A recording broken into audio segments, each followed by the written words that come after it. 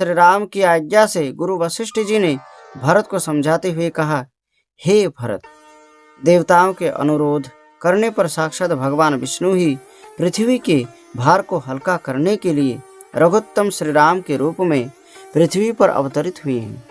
वे आज ही रावण आदि राक्षसों का वध करने के लिए जाएंगे, अतः तुम हठ ना करो। तब श्री राम को साक्षात नारायण जानकर भरत श्री राम से कहने लगे, हे राम, राज कार्य करने के लिए आप अपनी पादुका मुझे दे, मैं उनकी ही सेवा करूंगा। हे राजेंद्र, मैं जटा धारण कर तथा बलकल वस्त्र पहनकर अयोध्या नगर से बाहर 14 वर्षों तक निवास करते हुए आपकी प्रतीक्षा करूंगा, किंतु यदि आप 14 वर्ष पूर्ण होने पर निश्चित समय पर वापस नहीं आएंगे तो मैं 14वें वर्ष की समाप्ति के दिन सूर्यास्त के समय अग्नि में प्रविष्ट हो जाऊंगा। हे राम, यह मेरी सत्य प्रतिज्ञा है। श्री भरत के इस प्रकार के वचनों को सुनकर रघुत्तम श्री राम ने कहा, ठीक है भरत। ऐसा कहा और राज्य का कार्य संपन्न करने के लिए रत्नों से विभूषित अपनी पादुकाएं उन्हें प्रदान कर दी और उन्हें विदा किया।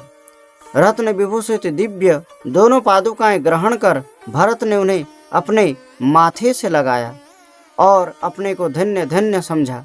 तदंतर रघुश्रेष्ठ श्री राम को प्रणाम कर तथा बार बार उनकी प्रदक्षिणा करके भरत जी उनकी अनुमति लेकर संपूर्ण सेना तथा माताओं के साथ शीघ्र ही वापस लौट गए। उस समय माता कैकेयी ने बार बार श्री राम की प्रार्थना करते हुए कहा, हे राम, हे रघुत्तम, मैंने जो अपराध किया है उसे आप क्षमा कर दें।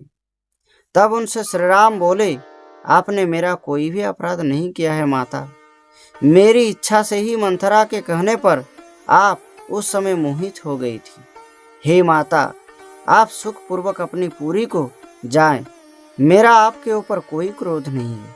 श्री राम द्वारा इस प्रकार से कही गई कैकेयी भरत के साथ वापस लौट चली और भरत जी भी जिस मार्ग से आए थे उसी मार्ग से प्रसन्नता पूर्वक अयोध्या को लौट गए।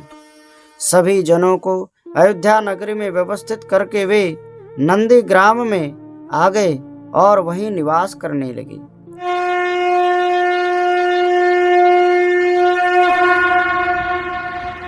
नमस्कार मेरे सारे प्रभु भक्तों, कैसे हैं आप सब। आशा करता हूं कि आप सब ठीक होंगे।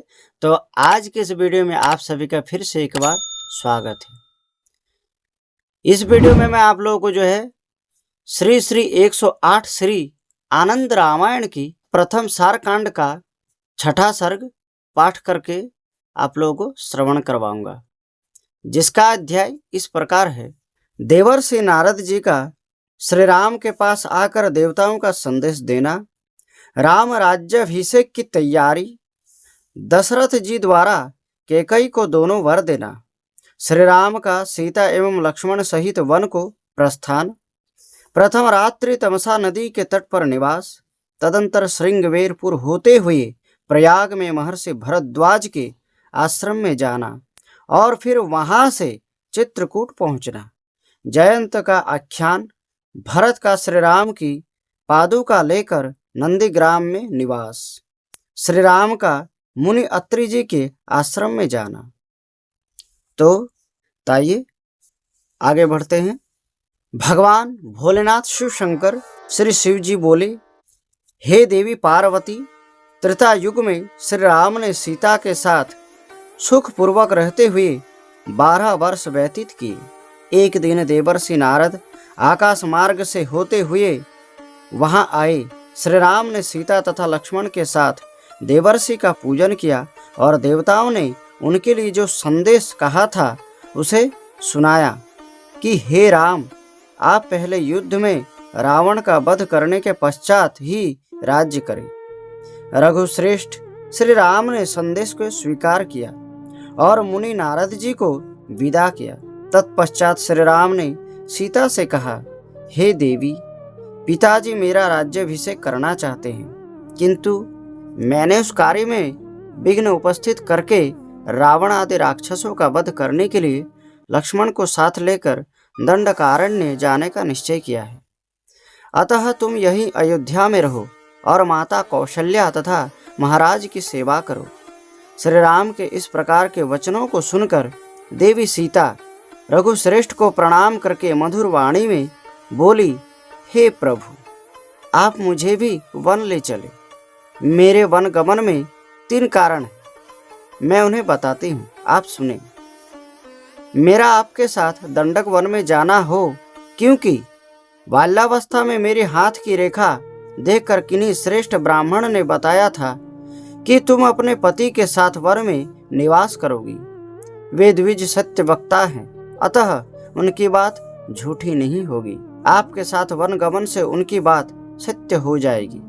दूसरा कारण यह है कि पूर्व काल में जब आप मेरे स्वयंवर में धनुष भंग करने के लिए राजसभा के मध्य उपस्थित हुए थे, उस समय मैंने देवताओं से यह प्रार्थना की थी कि हे देवों, यदि ये श्री राम धनुष पर डोरी चढ़ा दें तो मैं इनके साथ 14 वर्षों तक वन में निवास करते हुए मुनियों की वृत्ति का पालन करूंगी।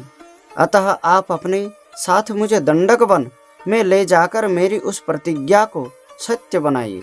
हे प्रभु, तीसरा कारण यह है कि मैंने पूर्व काल में श्रेष्ठ रामायण ग्रंथ का श्रवण किया है। उसमें बताया गया है कि सीता के बिना राम अकेले वन में नहीं गए। इसलिए हे रघुश्रेष्ठ, आप मुझे अपने साथ दंडक वन ले जाने की कृपा करें। सीता के वचनों को सुनकर हंसते हुए श्री राम बोले, ठीक है ठीक है, ऐसा ही होगा। इधर राजा दशरथ ने श्री राम को युवराज पद प्रदान करने के लिए उनके राज्याभिषेक का निश्चय करके गुरु महर्षि वशिष्ठ जी से कहा, हे गुरु, आप श्री राम को युवराज पद पर अभिषिक्त करने की कृपा करें। राजा के इन वचनों को सुनकर गुरु वशिष्ठ राजा दशरथ को कौशल्या के भवन में ले गए और एकांत में बताने लगे, हे राजन, आप सुने। ये कौशल्या तथा सुमित्रा भी मेरी बात सुने। श्री राम कैकेयी के वरदान से रावण का वध करने के लिए सीता तथा लक्ष्मण के साथ कल ही वन चले जाएंगे।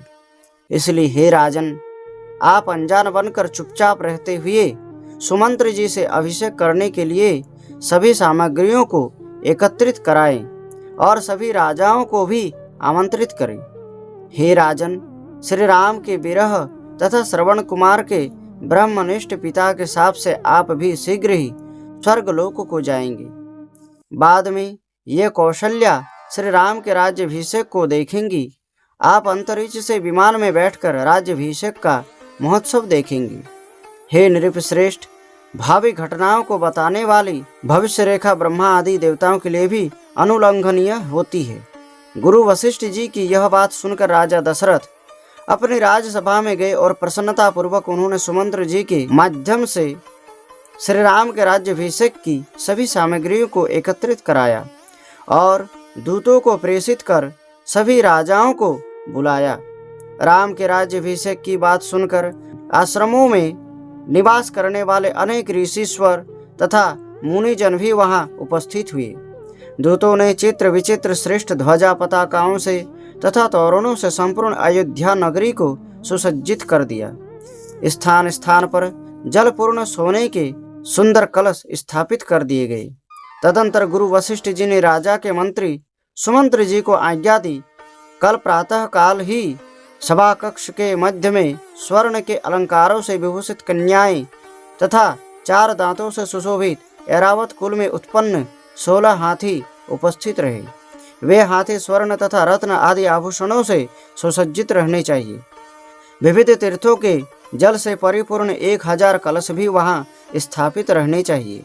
साथ ही 3 अथवा 9 व्याघ्र चर्म, श्वेत छत्र, मुक्तामणि से सुशोभित रत्न खचित दंड, दिव्य मालाएं, दिव्य वस्त्र तथा दिव्य आभूषण आदि आभरण वहां व्यवस्थित रहे। स्नान आदि नित्य कर्म संपादित किए हुए मुनिजन हाथ में कुशा लिए हुए वहां उपस्थित रहे। राजा दशरथ के आंगन में नृत्य प्रस्तुत करती हुई नर्तकियां और वारांगनाएं गीत गाते हुए श्रेष्ठ गायक वेद ध्वनि करने वाले वैदिक ब्राह्मण वैदिक विद्वान विद्यमान रहे। अनेक प्रकार के वादकों को बजाने में कुशल कलाकार वहां दिव्य ध्वनि करते रहे। हाथी सवार, अश्वसवार, रथारूढ़ तथा पैदल सैनिक अस्त्र शस्त्रों को धारण किए हुए बाहर स्थित रहे। संपूर्ण अयोध्या नगरी में जो जो देव मंदिर है वहाँ पूजोपासना होती रहनी चाहिए और विविध प्रकार के नैवेद्यों का वहाँ भोग लगना चाहिए। सभी राजा विविध प्रकार की भेंट अपने हाथों में लेकर वहाँ उपस्थित रहे। महर्षि इस प्रकार का आदेश देकर रथ पर आरूढ़ होकर श्री रघुनंदन श्री राम के पास गए। श्री राम ने उनकी सेवा पूजा की।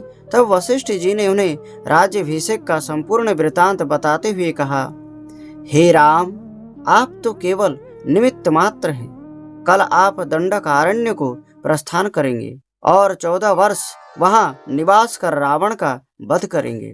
तदंतर भाई लक्ष्मण एवं सीता के साथ अयोध्या का राज्य करेंगे। अतः हे राम, लोक व्यवहार को निभाने के लिए आप पिता के आज्ञा का पालन करें। आज आप सीता के साथ विधि पूर्वक उपवास करें, पवित्रता से रहें, भूमि पर शयन करें और इंद्रियों पर संयम रखें। इस प्रकार कहने के अनंतर श्री राम, लक्ष्मण तथा सीता जी से मिलकर गुरु वशिष्ठ रथ पर आरूढ़ हुए और पुनः राजमहल में चले आए। तदंतर कौशल्या तथा सुमित्रा ने श्री वशिष्ठ जी के मुख से राम राज्याभिषेक का मिथ्या समाचार भी सुनकर अत्यंत प्रेम पूर्वक राज्याभिषेक में कोई विघ्न उपस्थित ना हो इस आशय से भगवती की पूजा की। उन्होंने मुनियों के साथ अनेक प्रकार के नैवेद्य निवेदित किए और शांति पाठ करवाया।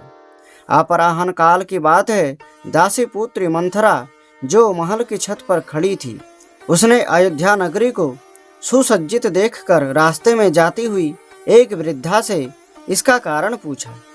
राम राज्याभिषेक के लिए यह पूरी सजाई गई है। इस समाचार को जानकर वह शीघ्र ही कैकेयी के पास गई। सारा समाचार उन्हें बताकर वह क्षण भर के लिए चुपचाप वहीं खड़ी हो गई। उसके मुख से राम राज्याभिषेक का समाचार जानकर कैकेयी ने प्रसन्न होकर उसे आभूषण प्रदान किया। इसी बीच में आकाशवाणी तथा सरस्वती से मोहित मंथरा ने जब कैकेयी को अत्यंत प्रसन्न देखा तो वह उनकी भत्सना करते हुए पुनः कहने लगी, हे मूढ़े, श्री राम के राज्याभिषेक की बात सुनकर आज प्रसन्न क्यों हो रही हो? मैं समझती हूँ कि आप अत्यंत मंदभाग्य हैं। हे कैकेयी, राम को राज का पद प्राप्त होते ही आप कौशल्या की दासी हो जाएंगी। अतः आप मेरा वचन माने। आपके पास में राजा के द्वारा दी गई जो 2 वर धरोहर के रूप में स्थित है, उनमें से आप एक वर से राजा से अपने पुत्र भरत के लिए राज्य मांगे और दूसरे वर से श्री राम को 14 वर्ष के लिए पैदल चलते हुए दंडकारण्य का वनवास मांगे। आप आज ही कोप भवन में चली जाएं और वैसा ही करें जैसा मैंने कहा है। मंथरा की उस बात में अपनी भलाई जानकर कैकेयी ने भी वैसा ही किया। वे कोप भवन में चली गई। वे श्री राम की तथा देवताओं की इच्छा से और स्वयं के अविवेक के कारण मोहित हो गई। रात्रि में जब राजा दशरथ जी को यह ज्ञात हुआ कि कैकेयी कोप भवन में है तो वे शीघ्र ही वहां गए और वहां उन्होंने कैकेयी को बैठी हुई देखा। उनके सब बाल फैले हुए थे और वे सभी प्रकार के अलंकारों से रहित थी। उनके वस्त्राभूषण आदि अस्त व्यस्त दिखाई दे रहे थे। वे जमीन पर लेटी हुई थी। तब राजा ने उसके अभिप्राय को जानकर 2 वरों में से एक के द्वारा श्री राम का दंडकारण्य गमन और दूसरे वर से भरत को युवराज पद देने की बात स्वीकार कर ली और स्वयं हाय हाय इस प्रकार के करते हुए मूर्छा को प्राप्त हो गए। प्रातः काल जब सुमंत्र जी को यह सब समाचार ज्ञात हुआ तो वे राजा के पास गए। मंत्री सुमंत्र के पूछने पर कैकेयी ने उनसे कहा, आप श्री राम को यहाँ बुला ले आए, राजा उनसे मिलना चाहते हैं। वे बोले, मैं बिना राजा के आज्ञा के उन्हें यहाँ नहीं ला सकता हूँ। तब राजा धीरे से बोले, राघव को शीघ्र ही यहाँ ले आए। राजा की आज्ञा से सुमंत्र श्री राम को वहाँ ले आए। तदंतर श्री राम पिता के समीप गए और माता कैकेयी के मुख से पिता के द्वारा पूर्व काल में दिए गए वरदान के अनुसार अपना दंडकारण्यवास सुनकर तथास्तु यह कहकर उस बात को स्वीकार किया। तब वे पिता से बोले, हे तात, आप शोक ना करें।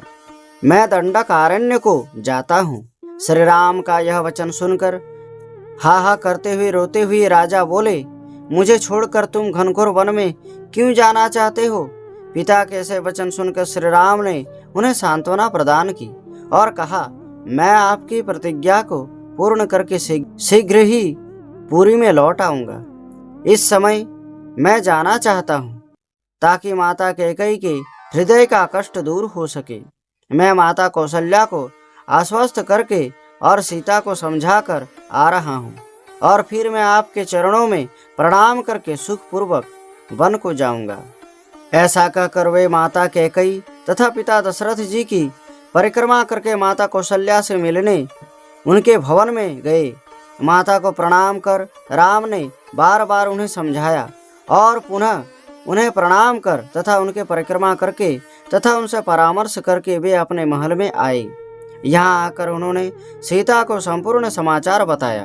तब सीता तथा लक्ष्मण के द्वारा साथ साथ वन जाने की बार बार प्रार्थना करने पर उनसे ठीक है ऐसा कहकर के श्री राम ने अपना सर्वस्व दान कर दिया और सीता तथा अग्नि को साथ लेकर भाई लक्ष्मण सहित वे धीरे धीरे पैदल ही चलकर पिता के पास आए। रास्ते में श्री राम को पैदल ही चलते देखकर नगरवासी आपस में एक दूसरे से वनवास के समाचार को जानकर अत्यंत दुखित मन वाले हो गए। तब मुनि वामदेव ने उन सभी को देवर्षि नारद के आगमन, श्री राम के प्रतिज्ञा, रावण आदि राक्षसों के वध संबंधी सभी वृतांतों को विस्तार पूर्वक बतलाया और यह भी बतलाया कि साक्षात भगवान विष्णु ने ही मनुष्य रूप में श्री राम के नाम से अवतार धारण किया है। महर्षि वामदेव जी से यह सब वृतांत जानकर रास्ते में खड़े पूर्ववासी जनों का शोक जाता रहा और वे शोक रहित हो गए। तदंतर श्री राम राजा को प्रणाम कर माता कैकेयी से कहने लगे, हे माता, मैं वन में जाना चाहता हूँ, अतः आप मुझे आज्ञा प्रदान करें। तब कैकेयी ने उन श्री राम आदि को वल्कल वस्त्र प्रदान किए।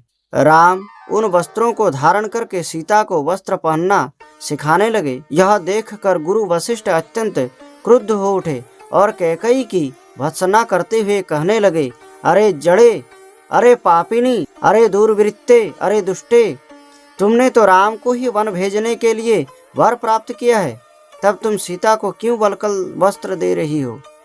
ऐसा कह करके गुरु वशिष्ठ जी ने सीता को दिव्य वस्त्र प्रदान किए। उसी समय राजा दशरथ ने मंत्री सुमंत्र से कहा, आप शीघ्र ही रथ ले आएं। उसी रथ पर आरूढ़ होकर वनवासियों के प्रिय ये तीनों बन जाएं। श्री राम ने माता पिता की प्रदक्षिणा की और वे सीता एवं लक्ष्मण के साथ रथ में आरूढ़ हो गए। तब उन्होंने सारथी को वन चलने के लिए प्रेरित किया। माता कौशल्या, सुमित्रा और पिता को पुनः आश्वस्त करके साथ ही पूर्ववासी जनों को समझा बुझाकर श्री राम तमसा नदी के तट पर आए। माघ मास के शुक्ल पक्ष की पंचमी तिथि को शुभ दिन में महात्मा राम जी ने अपनी पूरी अयोध्या से चलकर वनवास हेतु जाते समय तमसा नदी के किनारे की ओर प्रस्थान किया। इंद्र आदि देवताओं ने मार्ग में जाते समय उनका सत्कार किया। श्री राम जी के वन जाते समय अनेक शुभ शकुन दिखाई दिए। श्री राम जी एक रात वहां तमसा के तट पर व्यतीत कर श्रृंगवेरपुर गए। वहां निषाद राज ने उनका आतिथ्य किया। वह रात्रि उन्होंने वहीं व्यतीत की। गुह के द्वारा लाए गए वट वृक्ष के दूध से वहां श्री राम ने जटाएं बनाई। दूसरे दिन प्रातः काल वे सीता और लक्ष्मण के साथ नौका पर आरूढ़ हुए। उन्होंने रथ सहित सुमंत्र जी को वापस अयोध्या भेज दिया। तदंतर निषाद राज गुह ने अपने बंधु बांधवों के साथ नाव को खेना प्रारंभ किया। गंगा जी की मध्य धारा में नाव के पहुंचने पर देवी जानकी जी ने माता गंगा की प्रार्थना करते हुए कहा, हे गंगे, आपको मैं प्रणाम करती हूँ। आपको मेरा प्रणाम है। वनवास से लौटते समय मैं श्री राम तथा लक्ष्मण के साथ अनेक प्रकार के उपचारों से आदर पूर्वक आपका पूजन करूंगी।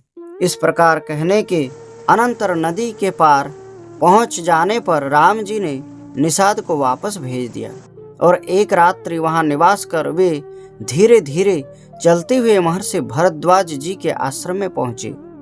वहां उनके द्वारा अत्यंत आग्रह करने पर श्री राम वहीं ठहर गए। तदंतर प्रयाग में यमुना जी को पार कर महावन चित्रकूट में महर्षि वाल्मीकि जी के आश्रम में गए। चित्रकूट में लक्ष्मण जी ने सुंदर पर्णशाला का निर्माण किया।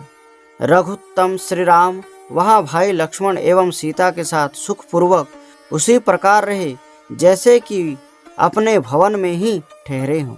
वहां शयन करने के लिए, बैठने के लिए, भोजन निर्माण के लिए, यज्ञ करने के लिए तथा देव पूजन आदि के लिए अलग अलग विविध पर्णकुटियां बनाई गई थी, जो अनेक प्रकार के वृक्षों तथा लताओं आदि से मंडित थी।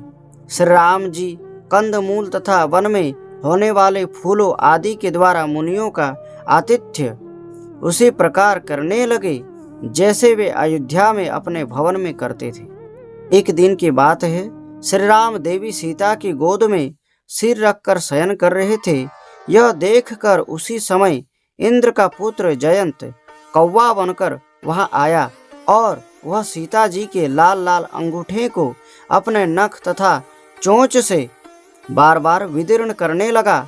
पति श्री राम की निद्रा भंग ना हो जाए ऐसा समझकर उन्होंने जयंत को ऐसा करने से नहीं रोका। जागने पर जब रघुत्तम श्री राम ने सीता के अंगुष्ठ को विदीर्ण हुआ देखा, उसी समय उन्होंने मुख में रक्त लगे हुए और भागते हुए उस कौवे को भी देखा तो उन्होंने उस पर सीक का एक अस्त्र छोड़ा। संपूर्ण ब्रह्मांड में किसी ने भी उस अस्त्र के भय से उस जयंत की रक्षा नहीं की, तो वह देवर्षि नारद जी के कहने पर पुनः श्री राम की शरण में आया। उस समय क्षण भर में श्री राम ने उस सीक के अस्त्र से उसकी एक आंख को बींध डाला। इस प्रकार से नाना प्रकार के कौतुक करते हुए प्रभु श्री राम सुखपूर्वक वहां रहने लगे। मंत्री सुमंत्र जी ने अयोध्यापुरी में वापस आकर राजा को सारा समाचार बतलाया। राजा ने भी हे राघव, हे राघव, हे राम करते हुए प्राणों को छोड़ दिया। गुरु वशिष्ठ जी ने राजा को मृत जानकर उनके पार्थिव शरीर को तेल के पात्र में रखवा दिया और युधाजीत के नगर में दूत भेजकर कैकेयी के दोनों पुत्र भरत तथा शत्रुघ्न को वापस बुलवाया। भरत तथा शत्रुघ्न शीघ्र ही वहां आए। माता के करतूत जानकर भरत ने माता को धिक्कारा और पिता के पार्थिव शरीर का सरयू नदी की बालुका में दाह संस्कार किया। तदंतर भरत ने पिता की अर्धोदैहिक उत्तर क्रियाएं विस्तार पूर्वक संपन्न की। फिर उन दोनों भाइयों ने माता के सामने ही मंथरा को बार बार तिरस्कृत किया। माता के बहुत कहने पर भी भरत ने राज्य स्वीकार नहीं किया। तदंतर भरत ने मंत्री जनों, माताओं तथा नगर निवासियों को साथ लेकर श्री राम को वापस अयोध्या लौटाने के लिए प्रस्थान किया।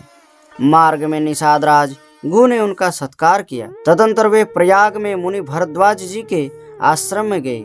मुनि भरद्वाज जी ने अपनी तपस्या के प्रभाव से पृथ्वी पर स्वर्गलोक की रचना करके ससैन्य भरतादि का आतिथ्य किया।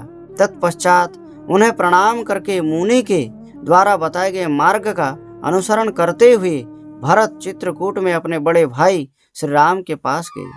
श्री राम को भाई लक्ष्मण तथा सीता जी के पास पर्णशाला में देखकर भरत ने उन्हें प्रणाम किया। श्री राम ने भरत को गले से लगा लिया। तब भरत ने अयोध्या का संपूर्ण समाचार उन्हें बतलाया। पिता की मृत्यु का समाचार जानकर प्रभु श्री राम शीघ्र ही मंदाकिनी नदी के समीप गए और वहां स्नान कर उन्होंने पिता को तिलांजलि प्रदान की और पर्वत पर स्थित अपनी पर्णकुटी में लौट आए। तदंतर भरत ने गुरु वशिष्ठ जी के साथ श्री राम से अयोध्या का राज स्वीकार करने की कई बार प्रार्थना की, किंतु राघव ने बार बार मना किया। तदंतर भरत कुशा के आसन पर बैठकर अनशन व्रत में स्थित हो गए। उनका इस प्रकार का हठ देखकर श्री राम जी ने गुरु वशिष्ठ जी से भरत को समझाने के लिए कहा। तब श्री राम की आज्ञा से गुरु वशिष्ठ जी ने भरत को समझाते हुए कहा, हे भरत, देवताओं के अनुरोध करने पर साक्षात भगवान विष्णु ही पृथ्वी के भार को हल्का करने के लिए रघुत्तम श्री राम के रूप में पृथ्वी पर अवतरित हुए हैं। वे आज ही रावण आदि राक्षसों का वध करने के लिए जाएंगे, अतः तुम हठ ना करो। तब श्री राम को साक्षात नारायण जानकर भरत श्री राम से कहने लगे, हे राम, राज कार्य करने के लिए आप अपनी पादुका मुझे दे, मैं उनकी ही सेवा करूंगा। हे राजेंद्र, मैं जटा धारण कर तथा बलकल वस्त्र पहनकर अयोध्या नगर से बाहर 14 वर्षों तक निवास करते हुए आपकी प्रतीक्षा करूंगा, किंतु यदि आप 14 वर्ष पूर्ण होने पर निश्चित समय पर वापस नहीं आएंगे तो मैं 14वें वर्ष की समाप्ति के दिन सूर्यास्त के समय अग्नि में प्रविष्ट हो जाऊंगा। हे राम, यह मेरी सत्य प्रतिज्ञा है। श्री भरत के इस प्रकार के वचनों को सुनकर रघुत्तम श्री राम ने कहा, ठीक है भरत। ऐसा कहा और राज्य का कार्य संपन्न करने के लिए रत्नों से विभूषित अपनी पादुकाएं उन्हें प्रदान कर दी और उन्हें विदा किया। रत्न विभूषित दिव्य दोनों पादुकाएं ग्रहण कर भरत ने उन्हें अपने माथे से लगाया और अपने को धन्य धन्य समझा। तदंतर रघुश्रेष्ठ श्री राम को प्रणाम कर तथा बार बार उनकी प्रदक्षिणा करके भरत जी उनकी अनुमति लेकर संपूर्ण सेना तथा माताओं के साथ शीघ्र ही वापस लौट गए। उस समय माता कैकेयी ने बार बार श्री राम की प्रार्थना करते हुए कहा, हे राम, हे रघुत्तम, मैंने जो अपराध किया है उसे आप क्षमा कर दें। तब उनसे श्री राम बोले, आपने मेरा कोई भी अपराध नहीं किया है माता। मेरी इच्छा से ही मंथरा के कहने पर आप उस समय मोहित हो गई थी। हे माता, आप सुख पूर्वक अपनी पुरी को जाएं, मेरा आपके ऊपर कोई क्रोध नहीं है। श्री राम द्वारा इस प्रकार से कही गई कैकेयी भरत के साथ वापस लौट चली और भरत जी भी जिस मार्ग से आए थे उसी मार्ग से प्रसन्नता पूर्वक अयोध्या को लौट गए। सभी जनों को अयोध्या नगरी में व्यवस्थित करके वे नंदी ग्राम में आ गए और वहीं निवास करने लगे। वहां उन्होंने एक सिंहासन के ऊपर श्री राम की दोनों उन दिव्य पादुकाओं को प्रतिष्ठित किया और स्वयं कंद मूल फल ग्रहण कर रहने लगे। राजा के राज्य संबंधी जो कार्य थे उन्हें भरत जी श्री राम के पादुकाओं को भली भांति निवेदित कर संपन्न करते थे। इस प्रकार से श्री राम के आगमन के दिनों की गणना करते हुए श्री राम में सर्वतो भाव से अपने चित्त को स्थिर कर साक्षात ब्रह्म मुनि की भांति भरत दिन व्यतीत करने लगे। इधर श्री राम भी चित्रकूट पर्वत पर मुनियों से सत्कृत्य होते हुए उस वन में रमणीय पर्वत पर सीता तथा लक्ष्मण के साथ आनंद पूर्वक रहने लगे। वहां के नागरिक जन उनके दर्शन की लालसा से निरंतर वहां आया करते थे। इस प्रकार से लोगों का बार बार आना जाना देखकर श्री राम ने वह चित्रकूट पर्वत छोड़ दिया और वे भाई लक्ष्मण तथा सीता को लेकर महर्षि अत्रि जी के श्रेष्ठ आश्रम में चले आए। मुनिवर अत्रि जी को उन्होंने प्रणाम किया और उनसे सत्कृत होकर उन्होंने वहां 3 दिन निवास किया। मुनि अत्रि के कहने पर सीता कुटिया में स्थित अनुसुईया जी के पास गई। उन्होंने अनुसुईया जी को प्रणाम किया। अनुसुईया ने सीता का आलिंगन किया। सीता जी उनकी गोद में बैठ गई। तदंतर अत्रि पत्नी अनुसुईया ने आदर सत्कार पूर्वक सीता जी को सम्मानित किया। उन्होंने देवशिल्पी विश्वकर्मा द्वारा निर्मित 2 दिव्य कुंडल उन्हें प्रदान किए और बड़े ही श्रद्धा भाव से 2 निर्मल वस्त्र भी उन्हें दिए। अत्रि प्रिया अनुसुईया जी ने महावर आदि दिव्य अंगराग भी उन्हें दिया और कहा, हे जनक पुत्री सीता, यह अंगराग तुम्हारे अंगों की शोभा को कभी भी कम नहीं होने देगा। हे जानकी, तुम पतिव्रत धर्म का पालन करते हुए सदा ही श्री राम के अनुगामिनी बनी रहो। राघव श्री राम तुम्हारे तथा भाई लक्ष्मण के साथ कुशलता पूर्वक पुनः अपने भवन को लौटे। यथा विधि सीता सहित श्री राम तथा लक्ष्मण को भोजन कराकर मुनिवर अत्रि ने उन्हें विदा किया। श्री राम उन्हें प्रणाम कर वन की ओर चले गए। इस प्रकार श्री सीता और लक्ष्मण के साथ बड़े ही आनंद से पर्वतों पर निवास करते हुए श्री राम का 1 वर्ष व्यतीत हो गया। हे गिरि तनया पार्वती, इस प्रकार अयोध्यापुरी में श्री राम ने जो जो किया उस चरित्र को मैंने कुछ संक्षेप में आपको बताया। तो मेरे सारे प्रभु भक्तों, आज का ये वीडियो, आज की ये कथा यहीं पर संपूर्ण होती है। आप लोगों से नम्र अनुरोध है कि वीडियो अगर अच्छा लगा हो तो कृपया करके वीडियो को एक लाइक अवश्य दें, और चैनल पर अगर नए आए हैं, पहली बार आए हैं, तो चैनल को सब्सक्राइब करके बेल आइकन को प्रेस करके ऑल कर दीजिए, ताकि मैं जितना भी वीडियो बनाऊं उन सभी वीडियो का नोटिफिकेशन हर बार सबसे पहले आपको मिल जाए। तो मिलते हैं आपसे नेक्स्ट वीडियो में। तब तक अपना ख्याल रखिएगा। जय श्री कृष्णा, जय श्री राम, हर हर महादेव।